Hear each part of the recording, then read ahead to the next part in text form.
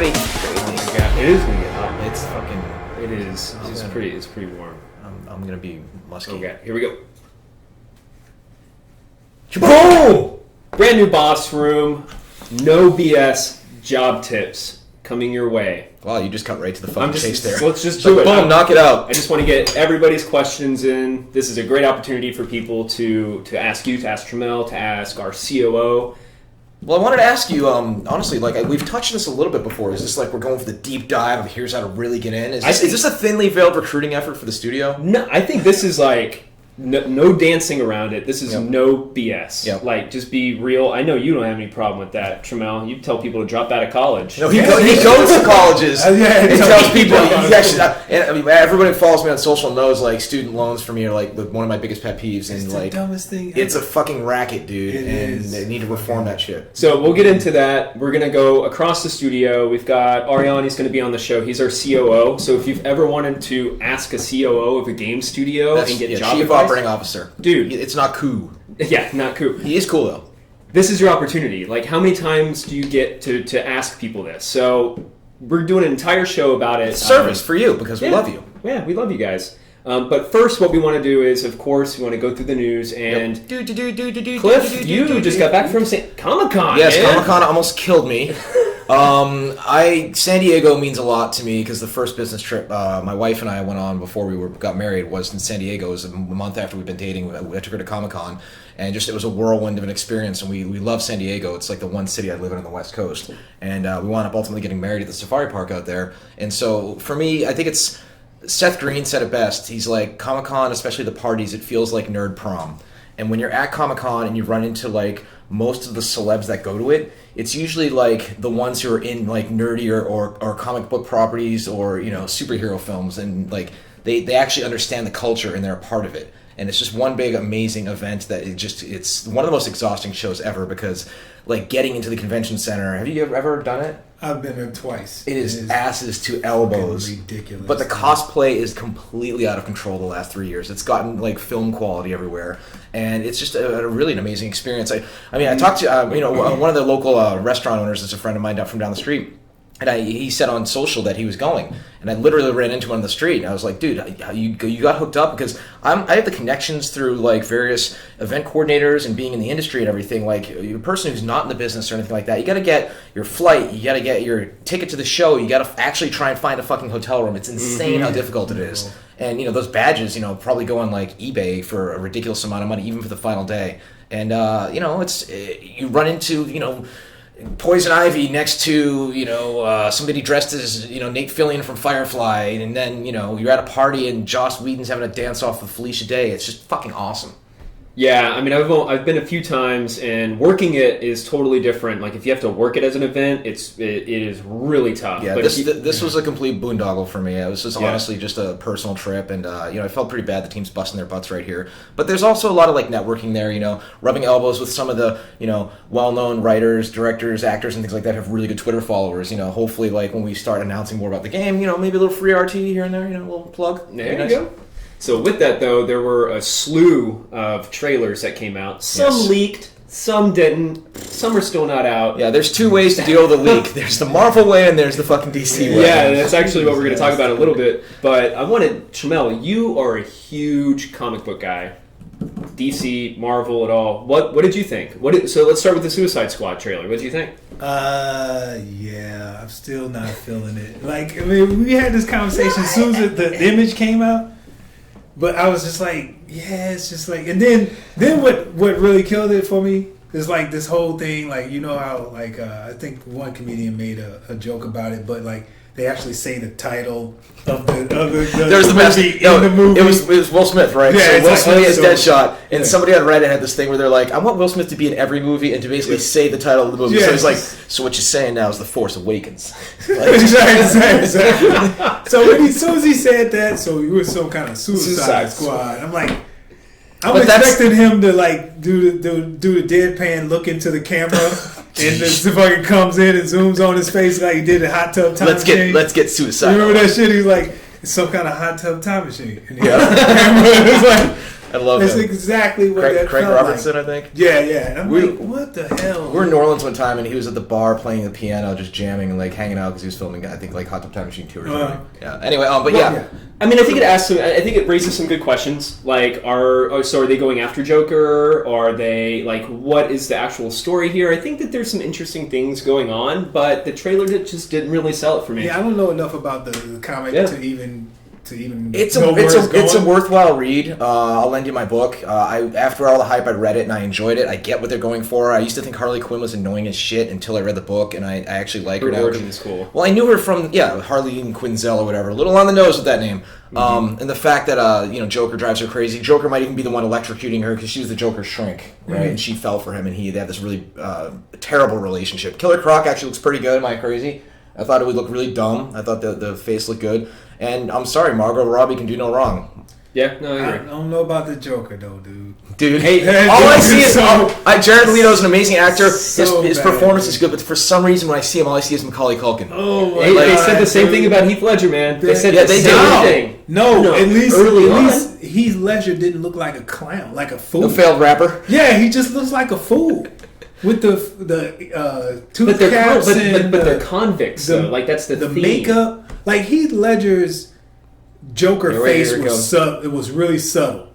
His hair was like like a bad dye job. Yeah. And he went swimming and it turned kind of greenish. Yeah. His hair was like straight up like a good Superman has a teeny bit of blue in his hair, right? Yeah, like this dude just straight up dyed his hair green and he put lipstick on. Like Heath Ledger's Joker was like. You have to explain how he fell in a giant vat of Hot Topic. Yeah, his smile was cut into his face. Like they took. Yeah, no, I they took there's liberties a name for with that. it. It's some sort of Russian smile or something like that. Yeah, they took liberties with it to make it fit within like a real world dynamic. But he just looks like a cartoon. You're dealing with completely ridiculous concepts and somewhat ridiculous characters. Some even more of Captain Boomerang. Like, what the fuck is Captain Boomerang? Yeah. But so they have to really like sell it, and that's why they say the title of the movie. And it's like in some movies they acknowledge, like I think in Avengers, one of the characters is like, I'm fighting robots with a bow and arrow right now. Yeah. Like, if you don't say it, the audience is like, this is just ridiculous. They're like, oh, okay. The tone in DC doesn't strike me to be self-aware and self-aware. No, they're trying to be serious. That's my thing. They're like, this Marvel is fun and PG and borderline G, and looks like DC's going PG-13 borderline R grimdark. Which they're being the anti-Marvel, which they're going to fail. Well, they're going to continue to fail until they realize that they need to actually change the actual dynamic of the characters within, instead of trying to do it, faithful to the comic book. Like Superman, by far, is a failed character from the get-go. Like when they wrote it down, this guy can Invincible do anything. God. Yeah, he can do anything. You can't hurt him. Oh yeah. Kryptonite can hurt him. Yeah, that sounds like a good idea. Yep. From inception on paper, you're getting ahead of us right now. So I guess it's a good transition, actually. Good transition. Oh, and real quick, there's like somebody did a mashup of like all the trailers that use cover songs that are played like really slow and like really moody, including all the way back to Gears, right? Yeah, so I don't even know. Like it's Batman's in Suicide Squad too. Yeah, you see him on the top of the Joker mobile. Yeah, but to what extent? Right? It's probably just like a quick flashback why they got there. Yeah, it might be. Yeah. So, anyways, this was actually one of the highlights, I would say, of Comic-Con. This was, I think, I listed as my favorite trailer. Like, the Superman trailer. Yeah, that shot right there. Yep. So that shot right there, somebody did a side by side to Man of Steel, and that was the exact same motion that took place in that movie of the beam going through the building, and they did a side by side. It was pretty sweet. This is good because one of the things that I like mentioned. it? No, the fact that that one thing is good. That's cool because the one thing that I had a problem with in the original Superman was the untold trillions of dollars of damage that was done and nobody Dragon Ball Z syndrome, man. But that is the catalyst for this film. If you read exactly, that's what I'm saying. I like that. It makes that make sense. Yeah, because it all makes sense. Superman he was being careless. He was just fighting. He wasn't smart enough to evacuate people like Iron Man and Avengers, right? Yeah, or to like fucking fight on the moon. Like, leave the fucking Earth or fly to the desert. Yeah. How about that? Yeah. Or just go fight in Kansas in the cornfields. That's one of his flaws. Worry about the. Yeah, that's exactly it's the collateral damage. But what I do like about this is the direction they're going with people treating him like he's their god and worshiping him and like bowing down around him with like Day of the Dead makeup on, like all this really. And Diane Lane's still beautiful. and that's very iconic. Wow. That's a classic superhero like God shot coming down. Yeah. And I just don't like Superman as a character. I'm not a big Superman guy, but I'll still check it out. And I don't know how the fuck Batman even thinks that he can fuck with him. Kryptonite, dude. He's got that new Well, suit, man. he's He's got got that hanging out. kryptonite suit. He's just got kryptonite. No, I think what happens is Lex, Jesse Eisenberg, gets a crate of kryptonite because he's the one who's manipulating all this to happen, and he might get Zod's DNA to make Doomsday is what the rumor is. What? Yeah. Oh boy, Yeah. it's a rabbit hole, man. That shot of them bowing down, that's powerful shit, man. Zack Snyder's visuals, Zack Snyder, when he has an existing property, is great. That's a good point. That's a good point. I didn't think about that. When he makes his own, no offense, you know. I'm gonna go see it. I love it. You see the internet meme where it's like shit got real and Batman has to summon Batman. Yeah, Batman. Well, I got to summon myself. Yeah, exactly. Well, so with that though, we're gonna go back a little bit. We're gonna talk Was about. that Nick Cage, by the way? That looked like Nick Cage. No, that was what's his face? The dude that played in Watchmen. Watchmen? Okay. He was the fucked The up comedian? dude. Yeah. Okay, yeah. Ah. Jeffrey, what's his name? Yeah. So the Suicide Squad leaked early. Somebody took cam footage. No way! I know, right? You go to Really? Comic-Con and you don't Imagine expect that. that. Unless you have metal detectors at outside Hall H. So I thought this was interesting though because a lot of people acknowledged what Marvel did previously when their stuff leaked. They Yep. handled it. Damn it, Hydra. Yeah, I mean Yeah. that's great. And then WB issued like this ridiculous We're statement. gonna find those. It's fucking lawyers, dude. It's like it's the whole we're gonna take down it. No, you're not. No, it's the internet. You can't take the fart back in your ass. It's the company culture though. Yeah. It's the company culture of Warner Brothers. They want to try to keep everything as this is our thing, and we'll give. And you like, what if we you're got. doing a YouTube recap of ours and you get ad money, you can't do that. Like, Yeah, fuck off. like- Like, it's worth its weight in gold and people covering your product. Exactly. Like, Jesus. Just let the shit happen naturally. I think Marvel understands that Yep.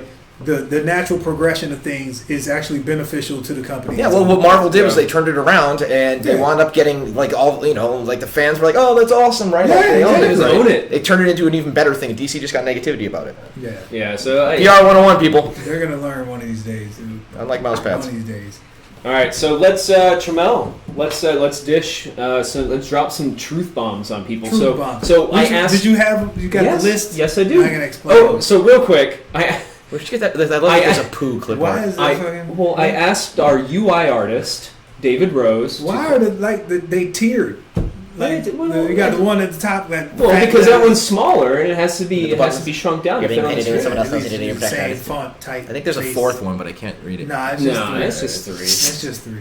All right, so you want me to just go in on So this yeah, one? I mean, so these are in no particular order. These are just three. They're just no particular order, but sequentially ordered. So Well, that's my Yeah, otherwise it could have been disclaimer. bullet points. yeah, they could have just in no particular Yeah, order. okay, fair enough. They could have been bullet points. It's number one, like, obviously, which is the biggest one on there. Take your craft seriously, and what I mean by that is, if you're going to school for it, okay, this is a conversation we had just a little bit earlier. If you're going to school to learn how to be an artist,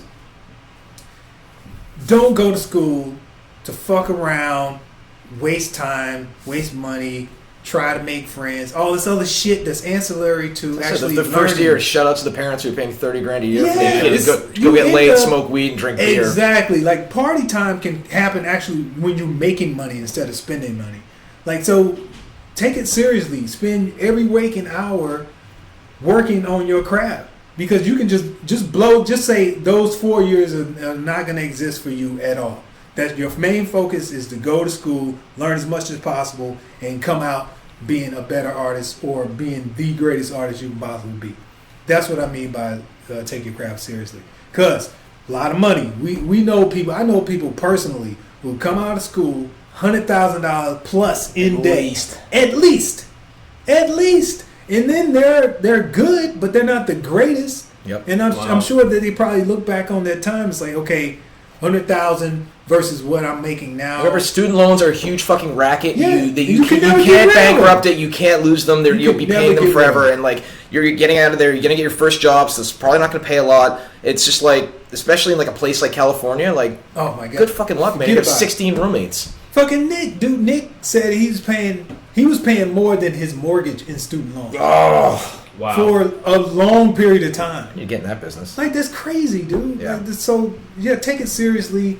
And if you're gonna get into the industry, make sure you spend that time wisely. What's number 2? Or the next one. Next one. Make connections. Okay. So, you're in school or whatever. You go into like Comic-Con or PAX or any of these gaming conventions. Try to get out there and mingle, because the majority of the jobs that you get in the industry is because you know somebody, and somebody might recommend you for the jobs. If somebody were to come up to you in years, hypothetically doing a show, E3, Comic-Con, whatever, GDC, let's say you're doing a talk. After the talk, some artists come up, they want advice, and one of them hands you a card, and on that card, of course it's a good font, it's not Papyrus or fucking Comic Sans, is like a really amazing render of like a dude's head or whatever character. Mm-hmm. Like you hang on to that because like, oh, we might be able to use this person. Yeah, provided it's their work. Exactly. But you go out and actively make those connections so that you can people in the industry. You never know. It's like somebody might need a temporary contract for something, and you say, hey, I just met this guy, and it is literally 2 degrees of separation in yes. this connected world now. Yeah, it's so many people that the overlap of people we all know is hilarious. It's ridiculous. Yeah, and I'm just gonna kind of jump in with my advice to compliment you guys. Like that's how I got my job in the industry. I went to a convention, I made resume packets with cards, everything. I looked for production people who were shooting, using cameras. I saw the guy with the clipboard, who I knew was a producer. After they finished, I didn't interrupt. I went up to him and was like, hey, my name's Rohan. Here's my resume. I'm looking to get in. Oh, shit. I'll just give you a call. It was Hoffman. Oh, yeah. Yeah. And I was just like, please, just, I'll follow up with you. If you need a PA, anything in the future, let me know. And that's how I got to get out of Express, man. Yeah, I was working retail, and I was like, I got to get out. But yeah, that's how I got in. So 100%. You got it. I mean, the people you know are going to be the people you help. And while you're at school, man, make sure the people that you're graduating with are those connections that because those people will be getting jobs and going off into the industry. Hopefully, if they're good enough, stay in touch with those people. As dumb as social networking can be, it can be a very useful thing. Oh yeah, definitely. And hit people up on Twitter. Like you always find a way to get your work out there. Get yourself a YouTube page, ArtStation page, like all of that stuff. Get that out there. You still read your mentions? Nah. I still read them. I can't help it. It's never been easier to get your stuff seen. Yeah. Like it never really has. Yeah, so when there's no fucking excuse, get on it. Exactly. It's so Come on. easier. All right, number 3. I can't read that. Next, you're being paid to do somebody else's bidding, basically. So like, people get in there and think that you're going to be able to. I'm going to just do my thing and I'm going to work on it until it's done and it's all 100% mine. No, it's not. It's not even 5% yours. Like, you have to be conscious of your role in the whole system, in the whole stream. Like, you have X amount of time to execute this task. You can't just say, all right, it'll be done when I'm done with it. Or you can't get mad when somebody asks you for changes that are necessary for the game, or your boss or art director or whoever is in charge doesn't necessarily like your choices. You can't get offended by that because you show something in the meeting, you're like, yeah, Cliff shot all over this. So. Yeah, you can't be offended. I wasn't offended by it. I just thought it was funny. You got to brush that shit off. So you got to be able to say, okay, take the critique, make your changes, and move forward. But don't take any of this shit personally because business it's a is job. business. Yeah, it's a business. It's hard for artists though, because artists pour so much of themselves into it. Exactly. I can see that, right? But you got to be able to divorce that shit, or it will drive you out of the industry. Yeah, no shit, you'll go crazy. Yeah, you'll lose your shit. He didn't like my character's wings. Damn it.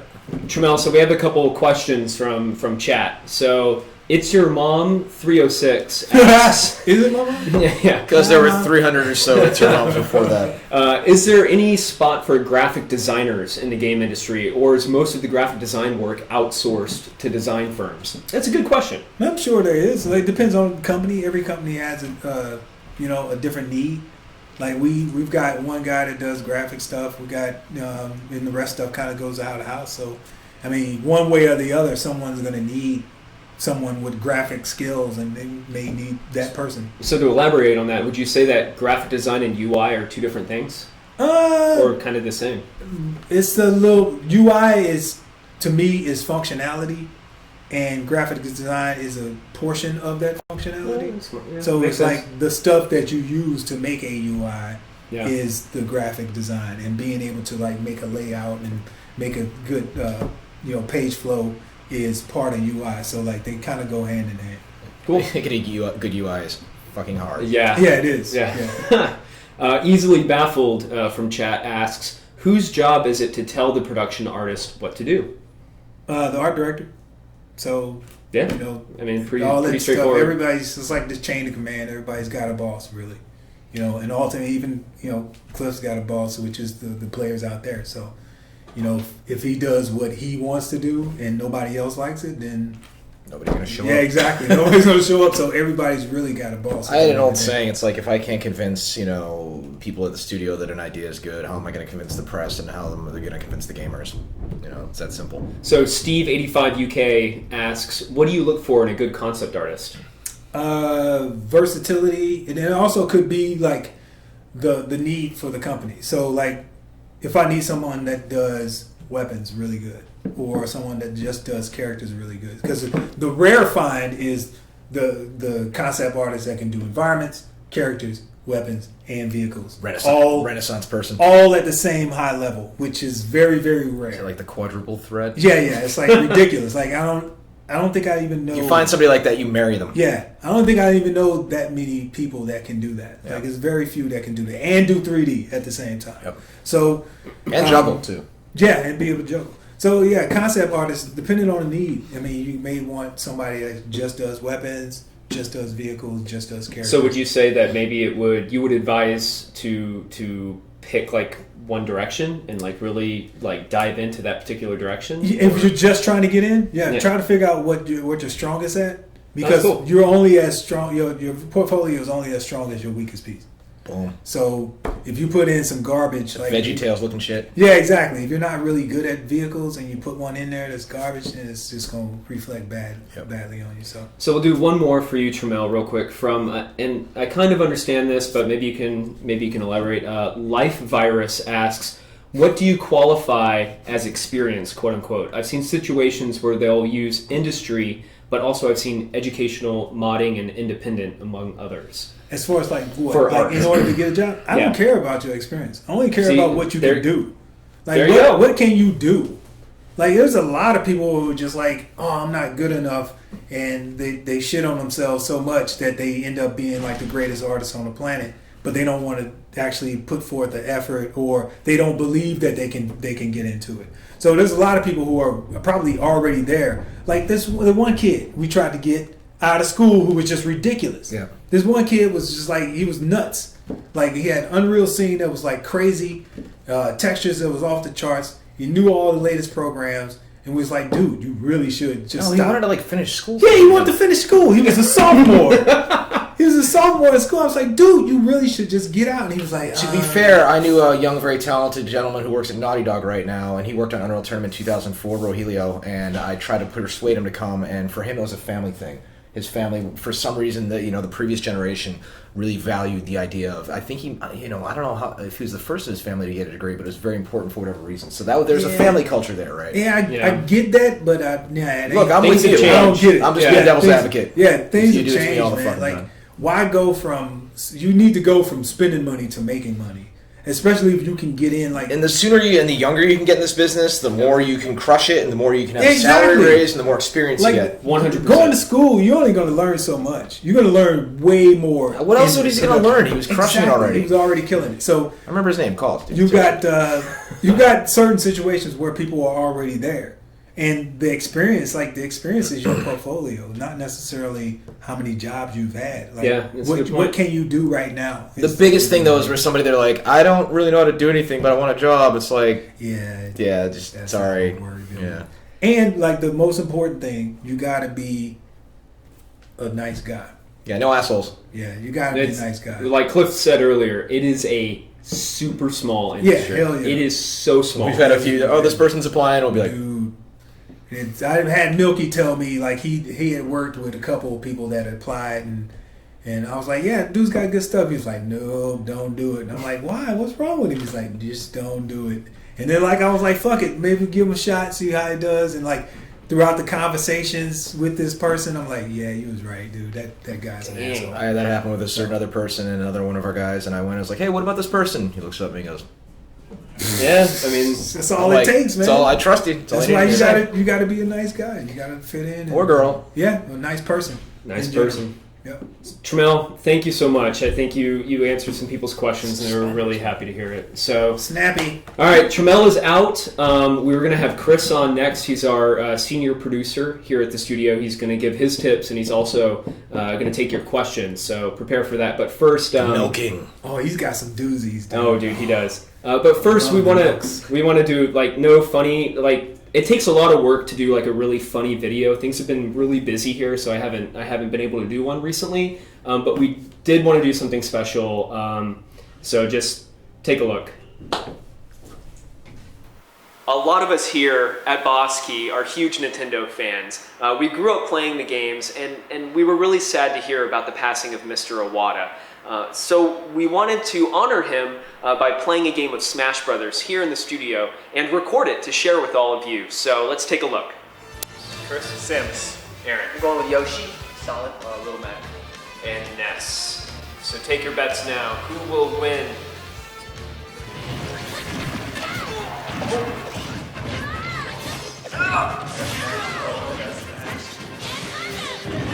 Oh, I totally hate it. Oh my goodness. No way. Taking it out. I don't know why you're taking it out. He's up there. Oh my goodness, that was nice. Oh, we didn't do stock. We just did 5 minutes. Yeah, I ran through that stuff real quick. Well, I don't know who's keeping track. It's actually cool because I have no idea who's in the lead. I have an idea. It's Josh. Certain character to it. Oh, there we go. One more back.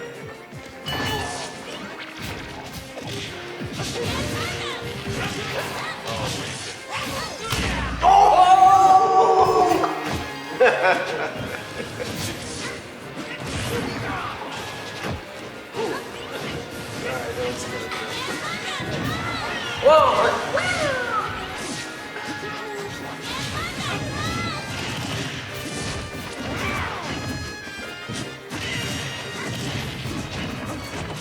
Oh, why we're going down with the shift? Here we go. Don't be a hero. Don't be a hero.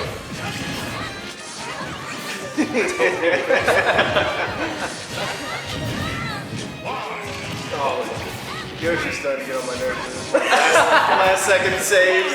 Oh, shit.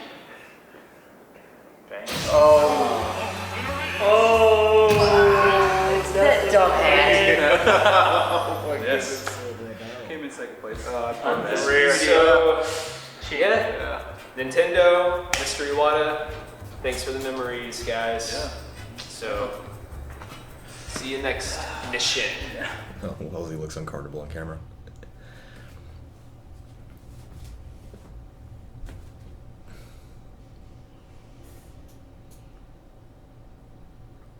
So yeah, that's just something we wanted to do. We won't spend a lot of time talking about it. It's, it is what it is. But I have a lot of respect for Nintendo and for Mr. Iwata. So Yeah, as somebody who grew up with a Nintendo, it's really goddamn sad. And 44 or 50. I'm sorry, let's be funny for a second. So I got into it with this guy on Twitter, and he tweeted. he's a relatively funny College Humor guy because College Humor does really good videos.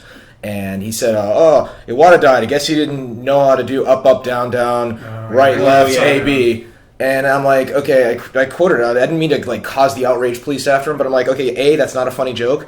B, that's really lame, dude. And you didn't even get the right code, and it was Konami, not Nintendo. So that was wrong on 4 accounts. So the big thing was there.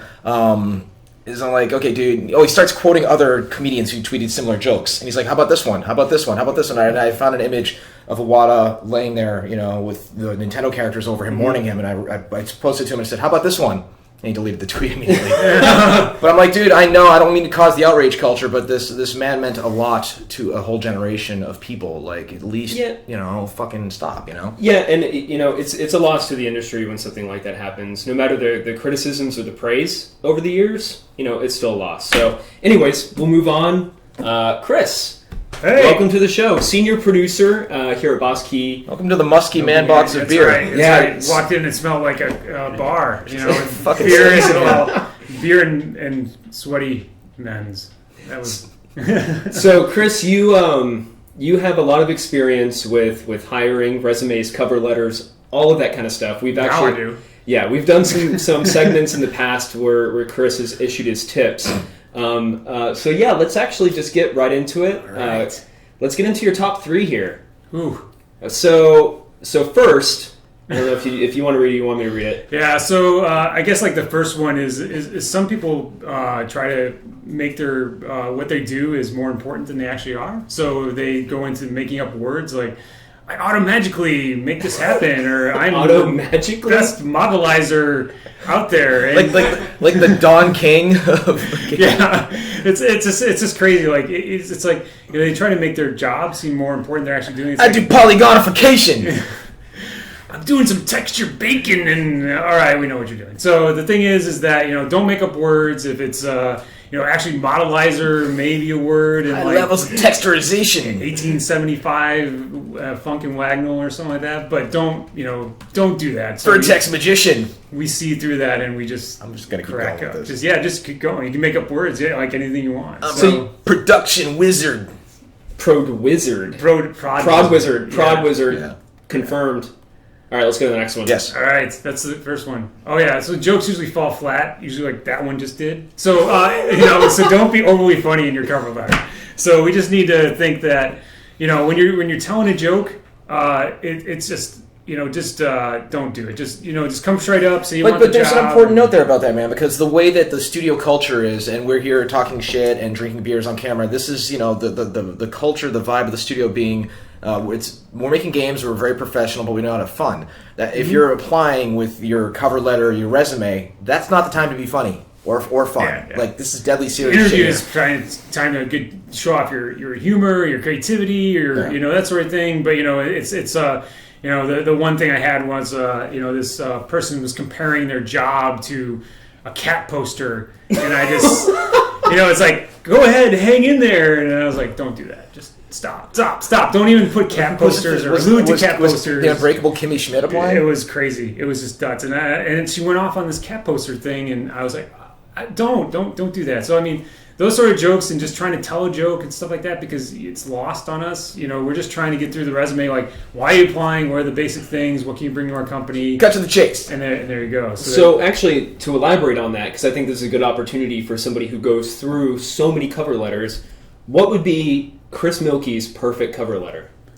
The whole thing is that you need to describe. Dear Riot Games. Yeah. Yes. First of all, get the company right. So that's a big tip. It's a big tip for most people. It's very difficult for some people. Tell me what you want to do here, how you can benefit the company, how you can come in and start producing. I mean, that's the biggest things for us. And then your work or your experience will back that up. So yeah, that's a good point. I mean, those are 3 basic things that people don't do. I mean, you get so many cover letters that just just waffle through certain things. It's like, well, tell me why I want to hire you. I mean, tell me why I want to get you on the phone for an interview, besides your resume. And it's very short. I mean, it's like, you can just do it in 3 paragraphs of 3 sentences a piece. And it's just like, here I am, contact me at this number. Boom, that's it. So, going off, try to do that. Yeah, going off that, I think you're absolutely right. I mean, if you share exactly what you can do, like once you hit the ground running, like that's great. Yeah. Like that's what people want to know. And include the games you're playing. That's the other thing too, is that the whole thing is that we want to look at people and say, I'm playing CS:GO. Okay, great. That's what we want to know, is that you're playing CS:GO. That's one of the things for a firm that does shooters. If you're going to go to Firaxis for an RTS or something like that, hey, this is what I'm playing. This is what I'm doing. That's probably more applicable. So I never told you. Thank you for going through all those resumes and dealing with that thankless task. I think I'm over 2,000 now. So 2,000 resumes in the last year we've been here. So I mean, it's been quite. I mean, let's put it this way: there's been some inventive people out there, and if they have jobs right now, that's more power to you. So hopefully they got a firm that took them up on their challenge. All right, let's go to number 3. 3. Cat posters. Okay, this is great. Oh, yeah. I think this is fantastic. Go for it. Okay, so we don't have an idea man position. No firm out there, studio or wherever, worth their salt has an idea man position. It's usually a design director position or something like that. But those firms and studios like ourselves, like we have Cliff, he's our idea man. He's the guy that sits there and says, this is what I would like to see. And those are usually many, many years in the industry. The reason why it's often people who've been in the industry a while is like, and not to toot my own horn, but if I think of a feature I want to put in the game, from working with you and previously Rod Ferguson, who taught me to put my producer hat on and think, okay, if you have a level that usually has static lighting that looks amazing, but suddenly you want a giant drawbridge to open in the middle that people can just jump across the vehicle, well, that might impact your lighting model because people will expect the shadow and the bright sunny day to like everything has cascading ramifications in game development, and the faster you can go through kind of the pachinko machine of features and trade-offs, everything is a trade-off, and anytime you ask for anything, if you have a good producer, they'll call you on it. During Gears 1, we had the torque bow that I was proposing, and this was before I had even more experience with the animation trees and sets, and I wanted it to be like this, and it would have actually had to yield an entire set of animations. We couldn't really do offsets or anything like that. And then Jerry, the art director, and Rod, the producer, were like, dude, like, can you just make a crossbow like thing that's just held just like the other rifles? And I was like, oh yeah. And then you really realize, that didn't really need the it was still cool like that. That would have been cooler, but it's still pretty cool, right? Yeah, I mean, it's a series of trade-offs, and the thing is that if you're the guy who's been doing that for years, like you said, you'll know automatically, oh, okay, I know this is going to affect sound and effects and stuff like that. So there is no, hopefully, everybody has great game ideas out there. The other thing, too, do not submit game ideas to us. We cannot use them. We don't even look at them. We don't even look at them. We throw them out. So, it's like, or we basically, to protect ourselves, we just junk your resume because, it may come back to haunt us and we don't want to be haunted by game ideas. So, don't do anything like that, unless you've got, 30 plus years of experience making the games or something like that or whatever. I don't even think you have, maybe you don't have. So 20 years, okay, 20 years, then you can apply for like a design director position or something. Idea man. So to elaborate on that, like when I hear that, I think of like Chris Avallone. I think of, like you said, Shigeru Miyamoto. Yeah, but they're Todd like guys, Howard, right? It's not somebody out of school or anything like that, right? Yeah, I mean, I think when a lot of people's you gotta earn it. Yeah, and people are just like, oh, dude, I have a great idea for a game. Like, you guys should make my game. But it's also the good person who gets to that position, and not necessarily myself, but I'm saying a skill to have, is to recognize and be objective about the stuff you want to see and pick your battles with the stuff you want in the game, no matter how high up you are in the company, no matter your status in the company, as well as listening to other people's suggestions and knowing how to separate the wheat from the chaff there instead of just always going with the stuff you want. Because sometimes other people have a better idea. One of the favorite characters, and I think you said this before, in the game right now, like I had pretty much nothing to do with. I helped tune it, but it was one of our programmers just coding it, and I'm like, fucking hey, cool. Cool. So let's get into some questions from chat here. So I'm actually you can riff off this, but Brutality. What's up, Brett? How's it going? Brutality asks, what can I do at events to stand out to potential employers? I'm afraid my card will get lost in the shuffle. I'm just gonna jump in. Potential employers. Okay, so I mean that's probably where you have. Maybe a funny story or something like that, or something that I can remember. That's the biggest thing. I mean, something that I hate to say, whenever I meet somebody, I'm very visual, and if somebody has like the dude with the hipster mustache, or something about somebody's look or hair, something distinct, and I'm like, oh yeah, I remember meeting you years ago because you had the fedora hat with the Doge stuff on it.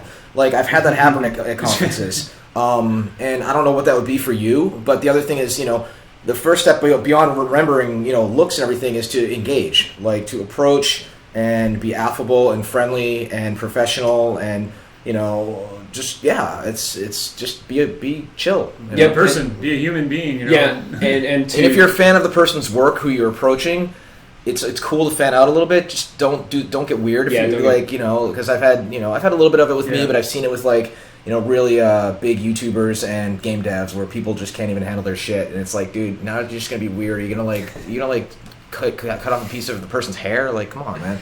So to riff off that, that's what I did, 8 years ago, and I said earlier, when we were talking. But I think things have changed, right? And I think if you are engaged on Twitter and you're engaged on all of these social platforms and you're constantly, jumping into conversations and having Brutality, I know who you are exactly from the Gears days and tweeting us. Like, yes, you're halfway there. Yeah, exactly. Like that. I think that's Charles Broccoli, though, you're on my shit list.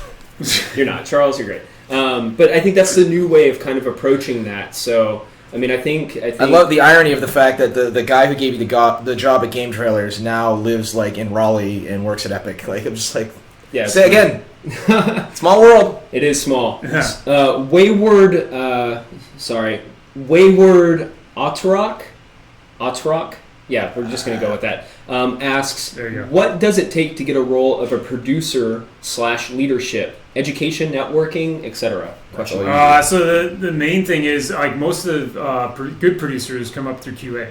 So I mean, they start off awesome. as, hey, if you don't know, test quality assurance. Yeah, quality assurance. So they start off like you go to a contract agency, you get your first job as a tester, and then you prove your mettle and that sort of thing. And oh boy, are we going overtime?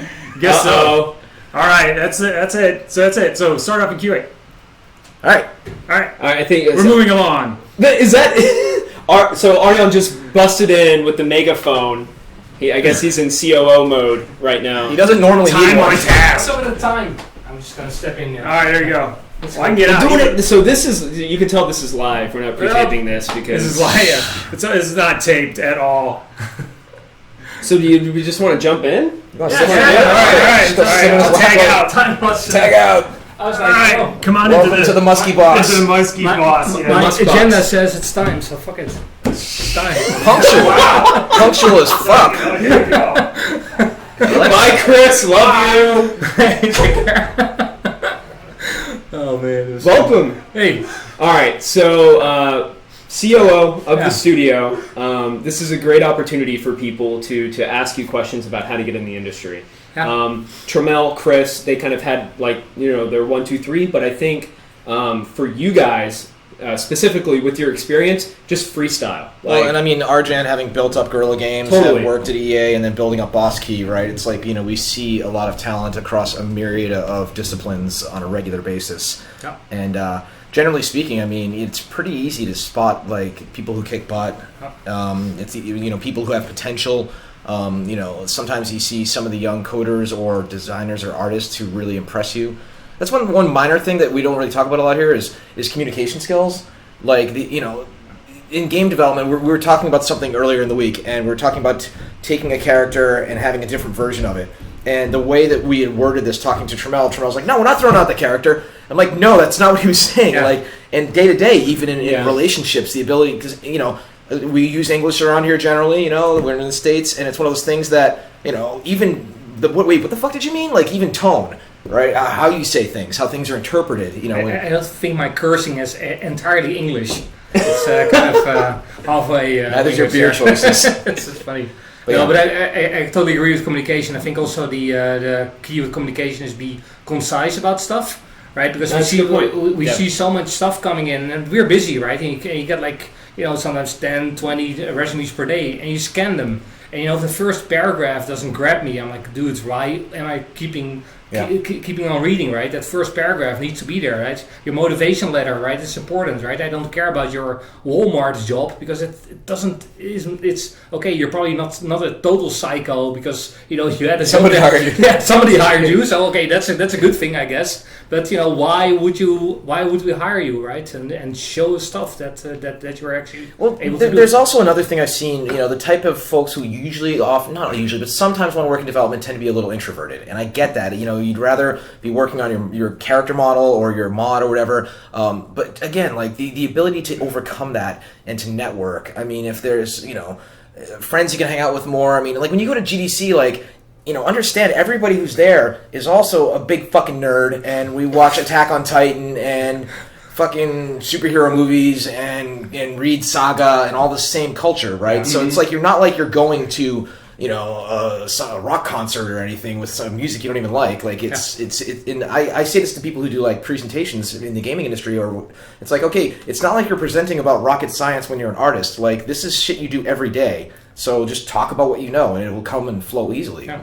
And we know we make these games with now 40 people or whatever, and that's a small team, right? Well, there's games being made with 2 people. I just read this article about Flambeer, Dutch developer. They're like with 2 guys, right? It's awesome. But 40 people at EA, sometimes there's 200 people teams. But all these people need to communicate with each other, right? Nobody really can sit by himself and do his thing and not communicate with anybody. So you need to show as well that you're able to communicate, and it's sometimes stepping out of your comfort zone, right? Be sure you can hack all you want in the dark corner and do all the cool stuff, but who are you working with, right? Who's your target audience? All that kind of stuff. Yeah, unless you're making a game completely by yourself, you're gonna have to deal with other people. Yeah. So just jumping in here, like I know when we communicate, like things are very quick, very brief because we are so busy. Would you say that brevity, if you are he and I especially, it's just like what? Cut to the what? What's the fucking point? Because we'll get game developers, engineers. There's the old saying like getting in a debate with an engineer is like wrestling with a pig. After a while, you realize the pig likes it. And we've had we all love games. We've been in this for years, and there's sometimes where I'm like, wait, what fucking problem are we trying to solve here? Can we just zoom out for a little bit? And we've gotten to this point at the studio here where we're really starting to get to a good point with that. Where 6 people can get together and be surgical and go through the whiteboard and figure out what the problem is. And that is a fucking honed, difficult thing to learn. Yeah. So would you say if you're looking at resumes, you're looking at cover letters, brevity is key? Is that, you want to see something that's really concise and easy to read? So that needs to grab my attention first and foremost before, you spend a lot of time, right? So, it's stuff like, the entire package you obviously need to tweak to be very attractive. But, it's not number one thing, right? Number one thing for me would be portfolio, links to work or whatever, right? That's number one. A good cover letter is gravy, right? So the first thing is, links are shown up, with an underline and they're blue, right? In HTML. They're automatically highlighted. So you look at a piece of text and there's a lot of kind of prosa there sometimes. You're like, okay, sure, yeah, I get it. You like games. We all like games. Sure, show the work first, and then I'll see. And then I'm just scanning if I can see a hyperlink somewhere in that text. Because if there's no hyperlink, I'm like, forget it. So as few barriers as possible. So say you click a hyperlink and then it takes you to a page where you have to sign in. Or do something like that. No, you want it to be... No, but so artists, right? You what is it nowadays? ArtStation or something, right? Just throw a fucking image in. It needs to be there, right? If you're not on there, then you're kind of not getting with the program, right? With code, right? You can post code everywhere, like on GitHub, whatever, and make your demos or make your old school website, whatever. But you have to show us that kind of stuff. Right, or sample projects, etc. Right, I don't care about your university or your other work experience, especially if it's not game related and all that kind of stuff. Right, but I care about what have you been able to do in those evening hours when you were not doing your study or this other stuff. Right, when I was studying, right, I was using all that funds that my government paid for me because it was Holland, right? And I was making jackrabbits in the evenings. Well, you're making basically Tarkin first. And you turn it into a rabbit. So I'm a closet furry. What can I say? It's like, So that's and that's that kind of motivation, right? That you want, right? And that's in a golden age right now. You can do so much stuff, right? Download Unreal Engine for free. You can look at the examples and you can start making games really easy. I have my sons. They went to the summer camp. So cool. And they were doing modding for Minecraft. So they were programming mods in Java, right? Making their own weapons and stuff and discussing. And I came back home and they're looking at Java on Google and that kind of stuff. And I expect anybody that applies here to kind of have that same kind of interest. But those are my kids. They're like 8 and 10, right? Come on, right? If you're 18, you should be way more advanced than that, right? What's your excuse when you're 18? Yeah, exactly. So yeah. So let's take some questions real quick. It's almost 5:50. That's crazy. It goes by fast. So Robin Hutt from chat asks, so if your end goal is to be a game designer, but you're getting older and you can't code for shit, where do you go from there? You mod. You learn visual scripting languages with games. A lot of the stuff that Unreal has, they're set up. A lot. Even Unity has some stuff where you don't necessarily need to code. And I always use the example I'm a shitty coder. My brain isn't really worded that way. I even had Visual Basic back in the day, which was just the most simple visual language imaginable. But I used that to make a game that made Tim Sweeney and Mark Rain notice me when I sent it to them. By the way, so it was one part learning. And I did it. I found a way, and it's like nature finds a way. And I'm not a religious person, but God helps those who help themselves. Yeah. Cool. Dragonsfire34 asks, what if you're a senior network engineer that's looking to break into the industry?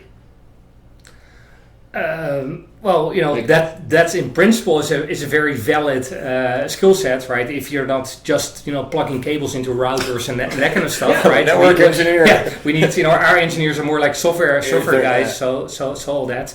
I think if you know languages like Python and all those kind of web technologies and all that kind of stuff, we pick out those keywords and we see that. And it's that skill set. It's so hardcore that sometimes you don't have examples, but if you just can show experience with some of these kind of newer web technologies and all that, and that's cool. I think Steve Polge is one of the co-creators of Unreal Tournament. We used to work at IBM as a network engineer, and then he used some of his code and routing experience and the way his brain thinks to kind of create the Reaper bot for Quake. It's like, and that was the first like AI combatant that came out. He's still working on UT over at Epic, and like that's an example of somebody who used those skills. But if you're a real network engineer in this world of games as services and multiplayer games, you're pretty fucking valuable. Yeah. So this is a good question from Kapura in chat. Asks, how do you evaluate an engineer's portfolio? And it's tough. Yeah, that's tough. Well, sometimes, right, we look for keywords. So do you know the kind of relevant things, right? It's not just C++ or not just Java, but the new stuff that you keep up to date, right? What kind of things do you read, right? That kind of stuff we try to kind of ask those kind of questions. Language, I guess. And if kind of the first kind of those kind of things work, then we get on a call, and then if that clicks, we go into kind of a test mode where we give people kind of a small test to figure out if they can structure a problem and formulate an answer and write good smart code and that kind of stuff, right? But portfolios are often hard because sometimes it's owned by other companies, right? In many cases as well with art, but the same thing with art, right? So okay, you're working on art, but you always do stuff next for your own portfolio, so show that, right? Yep. And the same thing with code. What are you doing at night? Yeah. Cool. No, I think that's a really good point. So I think we're good, man. It's 5:51. So what else can we give you? It's right there. So what I'm going to do, Carpe the fucking DM. That means YOLO. So what I'm going to do is, since Arjan crashed the stream, it was just like, I want to do this right now. We're going to run Aaron's video. So Aaron actually answered some of our social questions regarding getting into QA from Reddit and from our Twitter. So we're going to watch that, and then we'll come back, and it may just be me or Cliff and I, and I'll give a couple more tips from myself, and we'll close out. So thanks, Arjan. Cool.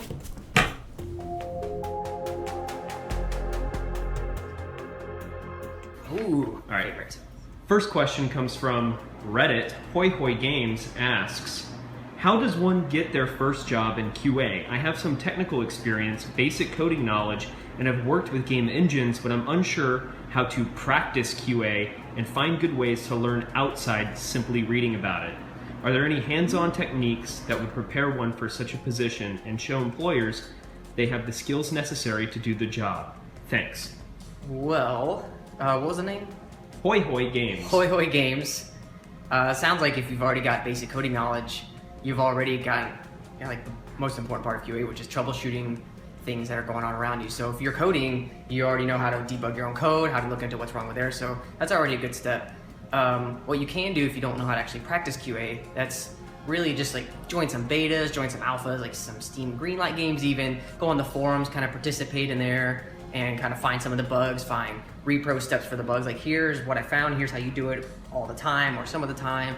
And then you just make those posts and kind of interact with the community and the studio at the same time. And then you kind of build a little foundation there. And while you won't have like professional experience, you'll still have enough experience to use what you already have and what you're learning at that time in order to put them together. And then you kind of have something right there to work with. On Twitter, @JShields asks, how would you advise a professional software tester / automation engineer on a transition to gaming QA? Whew, automation engineer. What you can do there is if you already know all that stuff, I mean, you've got everything you need to know for there, the same as the previous one. So you could do something like get Unreal Engine, you can get Unity, any game engine you want, and you can try to build tests into that already. Some automation tests, some shell commands, just do anything that interact code with the engine. And then you create a little front end, run some open all maps, open all blueprints, something like that. Unreal has, automation tools, stuff built in it already, so you can just add on to that. Even create little programs to test your code, test your game, anything like that. It's already just building a foundation on top of something that already exists. It's pretty easy. Cool. Our good friend Charles Broccoli on Twitter asks, how would a passionate fan become a QA tester for BossKey without any prior experience? There's really, the barrier for entry to be a tester itself is really low. The most important things, you got to be really good at communicating. You got to be, and if we're going like no BS here, you just don't be a jerk and just kind of don't be awkward all the time. I don't know, it's kind of weird. It's kind of hard to explain. Just if you're upfront, you're really personable, you got a good personality, and you're a good culture fit, all that stuff is really what you need in order to get into it. And a lot of times, maybe if you know someone, it's a lot easier. But we've hired people in the past and the previous jobs before where they've had no experience besides they just love games. And if you're really good at them, and you don't even necessarily be really good at them, you can just play them a lot and know how to do things maybe other people don't know how to do. Or like if you're always in, Halo map in the corner, getting out of the map and stuff like that, it's really useful knowledge. And then you always want to have your hater blockers. This is really the most important part because everyone's going to hate you. Thanks, Aaron. Aaron. He's so wacky. Aaron's great. Oh, it's so weird to see like the empty seat here. I know. It's so roomy. Stretch out. It's so good. So we'll take a couple more questions. Let me scroll back here a little bit. Where is he? So Bodacious Chase asks, what's the best way to transfer from a marketing position in games, in a game studio to game production? So you're already... That's it's kind of a lateral move, dude. Yeah, like you're already in a marketing position at a game studio and you want to get into game production. So I assume you don't want to stay at the same studio? I don't know. What would you say? Let's go from marketing to production? Yeah. I'd love to ask my friend Wes Phillips because he was kind of in PR, not necessarily the same thing, but he's in PR and he kind of, I think, shifted over kind of a user experience manager, kind of a pseudo producer on the Project Fortnite over at Epic. And it's a really strange lateral movement. You don't see it very often. I think, honestly, getting development experience, I got nothing, dude. Yeah, that's tough. Yeah. Yeah, it's tough. I mean, I would think just keep doing what you're doing and then figure out where you want Sometimes, to go. And I don't mean to make it be like, fuck it, it's luck. But I mean, you look at, Rohan, for example. He was brought on as the community manager, doing all of this, video production, everything like that. And then as we engage with our publisher, Nexon, Rohan, there was nobody really around to engage with them in the marketing and PR side. And so he's kind of evolved not only from a community manager, but also to kind of an overall brand and marketing manager. And that's just because in any studio, there's just so much shit to do that if you pick up the slack, like, oh, okay, you're the sheriff. Go for it. Grab a bucket. Do it. From Clin Twitch, these kind of live streams, training. I can't really understand that. Charles Broccoli wants a follow on Twitter. He's asking for a follow. Eventually, Charles. Maybe we can hook him up. You can't be missing these Twitch casts. It's not cool. I'm sorry about the dropped frames. The guys are doing a play test at our network. Yeah, so we actually, if you guys noticed any drop frames or anything going on, with the play test just started and it must have impacted the network. So, I think we'll wrap it up. Things are kind of slowing down here, but we do want to share something kind of special. We do? Yeah. So our community intern Tyler has put together 3 different subreddits, new subreddits, that you guys get to vote on. So they're up right now. Got 3 flavors. It's like Neapolitan. Yeah, exactly. Choose your ice cream flavor of subreddit over here. And you can vote. Go to reddit.com r/BossKeyProductions. Stay off the creepy subreddits. I know you're watching them. And you can vote on which one you guys want us to pursue. He put that together. Thank you, Tyler. Thank you, dude. Yep. And remember, Raleigh Beer Garden opens on Tuesday. 366 beers on tap, dude. Come on, that's a world record. Yeah, it's pretty crazy. Insane. We'll be going. So yeah, thank you everybody. I really wanted this to be a special show. We've had a lot of people interested in getting tips on how to get into the industry. An emotional roller coaster this week, so great. Yeah, so thank you guys. Please follow us on Twitter. Go through, follow everybody that works here on Twitter. Not literally, just on Twitter. Yes, follow on Twitter and ask questions, and we're here and we want to talk to you guys. So thank you everybody. Yeah, that's it. We'll see you guys in 2 weeks.